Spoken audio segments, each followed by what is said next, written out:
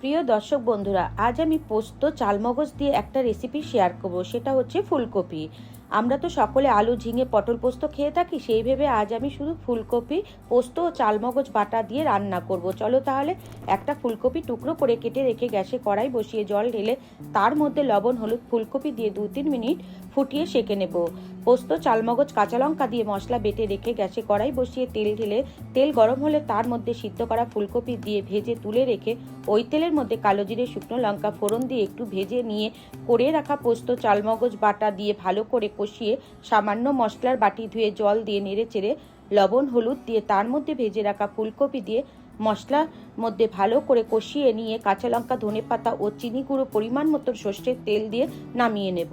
দেখলেন তো কত সহজভাবে বানিয়ে ফেললাম ফুলকপি পোস্ত, খেতেও দুর্দান্ত। আপনারা একবার হলেও বাড়িতে বানিয়ে খেয়ে কমেন্টে জানাবেন। ভিডিওটি ভালো লাগলে লাইক শেয়ার করবেন।